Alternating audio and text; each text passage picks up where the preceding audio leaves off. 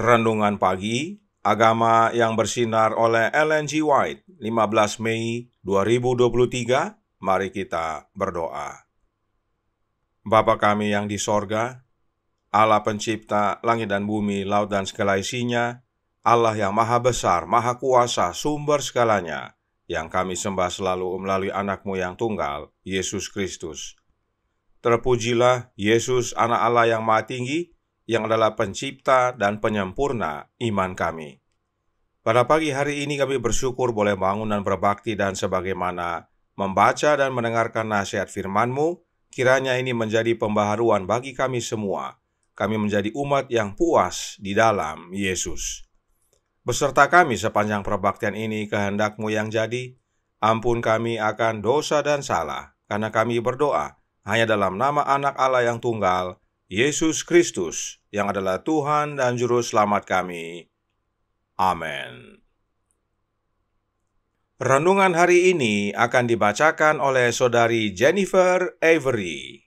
Kepada Saudari Jenny, kami persilahkan.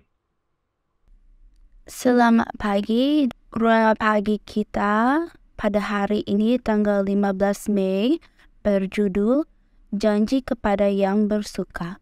Ayat inti kita terdapat di dalam Ibrani 13 ayat yang ke-5 berbunyi demikian. Janganlah kamu menjadi hamba uang dan cukupkanlah dirimu dengan apa yang ada padamu. Karena Allah telah berfirman, Aku sekali-kali tidak akan membiarkan engkau dan aku sekali-kali tidak akan meninggalkan engkau. Kembangkan roh yang puas dan gembira. Testimonies for the Church, Volume 2, halaman 435. Puaslah dengan apa yang Anda miliki. Ibrani 13 ayat yang ke-5, Moffat.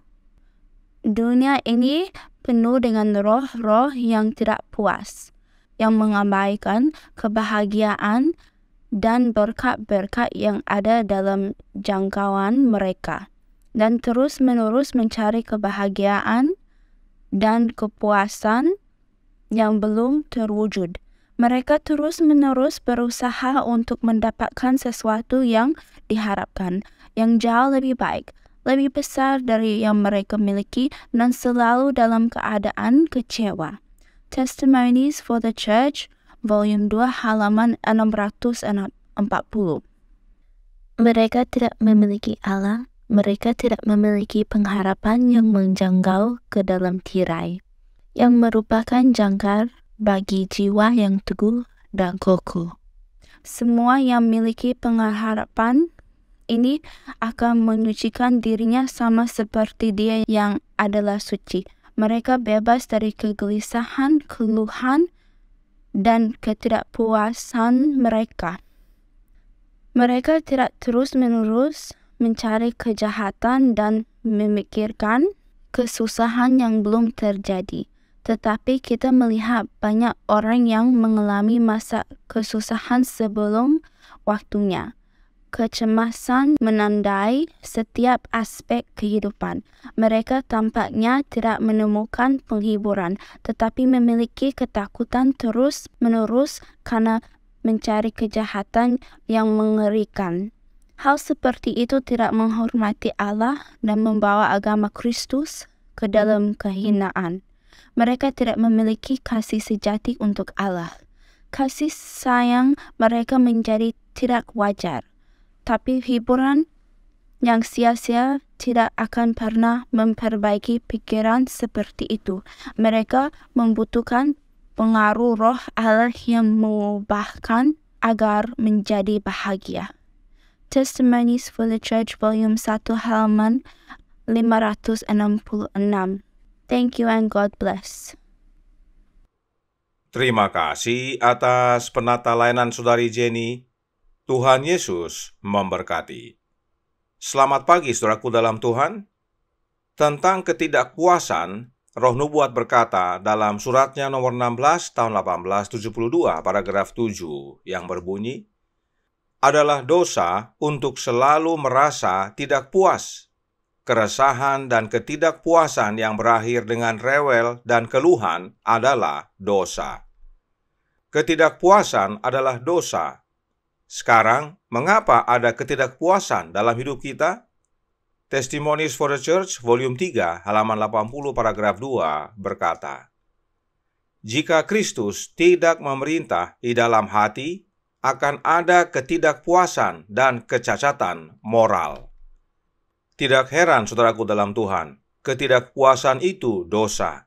Sebab ketidakpuasan itu karena Kristus tidak ada di dalam hati kita. Artinya, kepuasan itu karena Kristus berkuasa dalam hati. Sebab bila Kristus tinggal dalam hati kita, maka damai sejahtera Kristus menjadi bagian kita.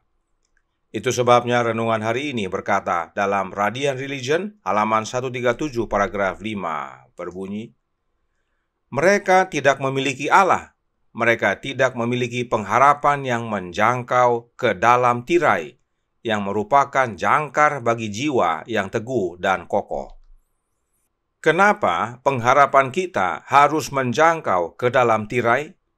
Karena Selected Messages, buku pertama, halaman 343, paragraf 1, berkata, Kristus sebagai imam besar di dalam tirai begitu mengabadikan Kalvari sehingga meskipun dia hidup untuk Allah, dia terus-menerus mati bagi dosa, dan dengan demikian, jika ada orang berdosa, si orang berdosa tersebut memiliki pengantara dengan Bapa. Pengharapan yang menjangkau sampai ke dalam tirai adalah pengharapan yang menjangkau kepada Kristus, sebab Kristuslah yang berada di dalam tirai tersebut, yaitu di dalam bilik yang maha suci, melayani sebagai imam besar kita, pengantara kita kepada Bapa. Pengharapan inilah yang mengubahkan kita. Sebab renungan hari ini berkata dalam Radiant Religion, halaman 137, paragraf 5.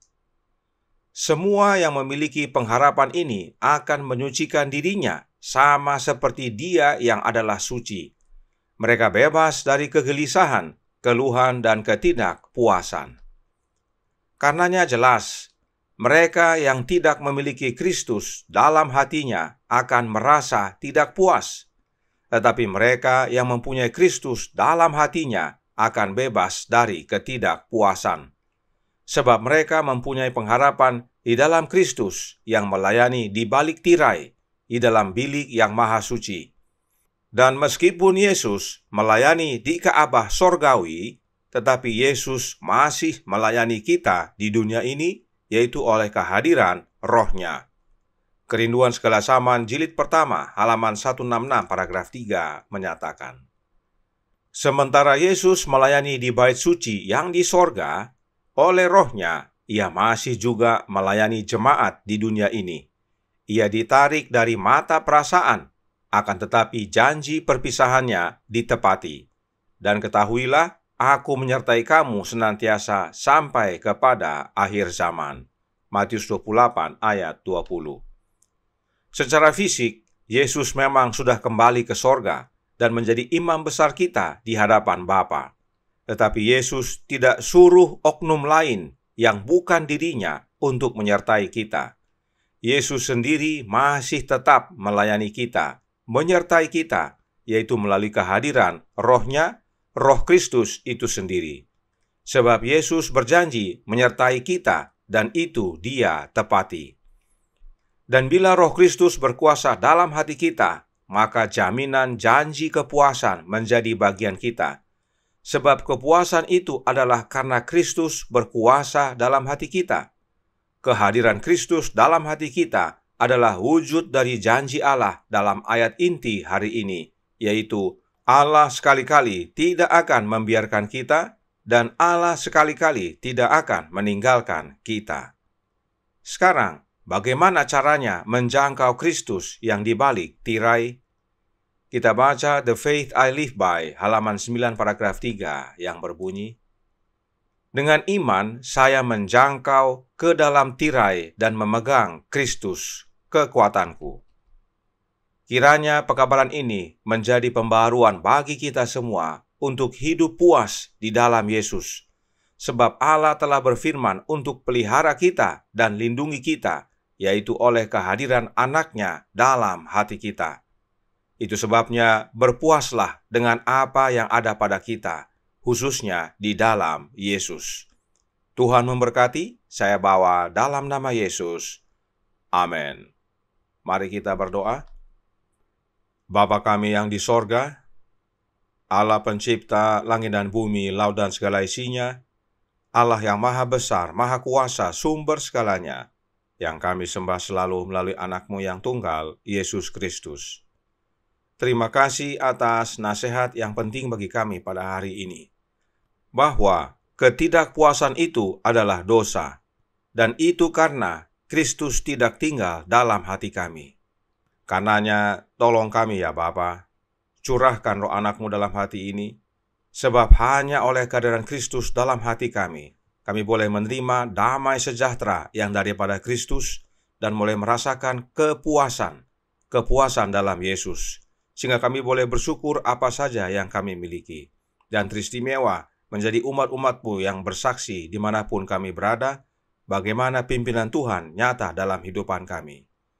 Dan ini kami hidupkan oleh pengharapan kami dengan iman yang menjangkau ke dalam tirai, di mana Kristus melayani kami di depan Bapa sebagai imam besar kami. Hingga pada akhirnya, Dia datang yang kedua kali untuk menjemput kami semua. Kami boleh merasakan kepuasan tak terkira saat tiba di sorga. Beserta kami sepanjang hari ini kehendak-Mu yang jadi, ampun kami akan dosa dan salah, karena kami berdoa hanya dalam nama Anak Allah yang tunggal, Yesus Kristus, yang adalah Tuhan dan Juru Selamat kami. Amin.